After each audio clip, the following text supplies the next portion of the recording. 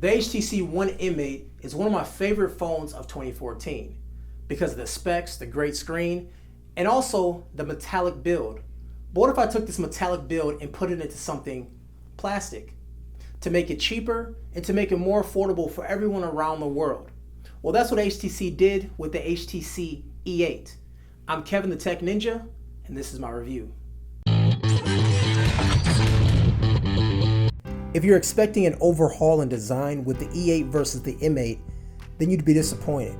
The E8 retains most of the qualities that made the M8 such a well-designed device. The first thing you notice is that the device is not aluminum, it's using a polycarbonate material instead. There's a gloss version and also a matte version. My review model is of the matte variety with gold trimming. The material is smooth but yet grippy. Although many will welcome this change, the one drawback is that the material attracts fingerprints. You spend a lot of your time wiping the back of the device if fingerprints bother you. The back is where you'll find the accent colors. This device has gold trim around the camera, flash, and also the HTC logo. It's a subtle hint of color that works really well. When you're at the bottom of the E8, you'd find the headphone jack and also the USB charging port. The stealthy designed volume rocker is located on the right bezel, and also we have the dual SIM slot. To the left bezel, you'll find the micro SD card slot, and just like the dual SIM slot, this blends into the device and is very unobtrusive. HTC is known for their boom sound speakers, and the E8 does not disappoint. The dual speakers on the front are still the best on mobile. They are loud, clear, and even bassy. HTC heard our complaints about the location of the power button, although I'm not really sure they understood our complaints, since this time with the E8 they made it even harder to reach. It's still located on the top bezel, but now it's moved towards the middle. Getting to the power button becomes a frustrating process, and it requires precise hand adjustments to even reach it. Thankfully, HTC kept the gestures from the M8 to alleviate some of this pain. The E8 packs a 5-inch IPS LCD. The 1080p display is bright, crisp, and vivid. The saturation levels, to me, seem a bit overkill. For example, sometimes reds can look a bit orange. The blacks are very deep in color, and unlike other devices using LCD technology, gray and black are visibly two separate colors. The 441 ppi makes the text pop, and it's very easy to read.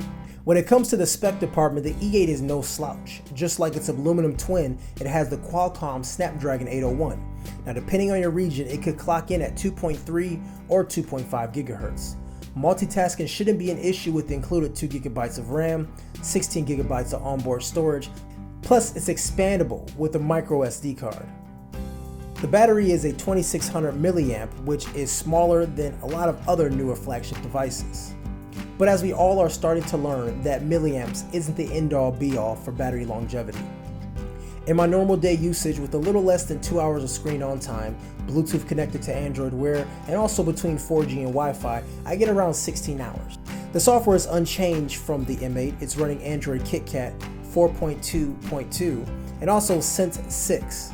Sense has been covered in our M8 coverage, but I'll touch on a few features here.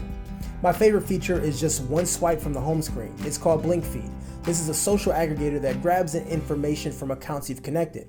The usual suspects like Google+, Facebook, and Twitter can all be connected. This is HTC's take on Flipboard with a Metro-esque design angle, and it actually works pretty good. For your camera lovers out there, Zoe is HTC's picture software. This allows you to get pretty creative with your photos by adding effects, filters, and even animation. You can then easily send these creations to other people to view or share them around the world. Looking at the specs, the performance section will pretty much create its own dialogue. The Snapdragon 801 processor is a fantastic chip. It handles the day-to-day tasks with relative ease. The 2 gigabytes of RAM lets you multitask quickly and gives your device a sense of fluidity. The GPU gives the E8 a nice boost when it comes to gaming. The E8 has the Adreno 330 installed. Every game I've thrown at it thus far runs just fine. Now, compared to other flagship devices, performance does not vary. You get consistent FPS and also fast load times. I'm not a big fan of benchmarks as they do not provide a true insight for day-to-day use. However, I did run a benchmark just to see its score, and it comes in at 37,461 on AnTuTune benchmark software. Reception and call quality was pretty good. My signal strength was exactly the same compared to other phones that I have. One of the most requested changes from the M8 and even the M7 was the camera. HTC took the old camera and gave it a megapixel boost from 4 to 13. I wish I could tell you that it makes the images look better, but the images come out pretty much the same. The images have a washed out and hazy look to them, and low light images are grainy and lack detail. It takes 3 to 4 shots while angling your camera to find some decent light to take some good images. The front-facing camera is a selling point of the E8, but still provides a lackluster performance. The best way to get an image is sadly throwing a filter over it to hide its imperfections. There you have it, guys. That was my review of the HTC E8. As always, if you like what we do here at Android Authority, make sure you drop a like below and subscribe to our channel for more great videos and also giveaways. Once again, guys, I'm Kevin the Tech Ninja, and you have yourself a great day, because we are Android Authority, your source for all things Android. Take care.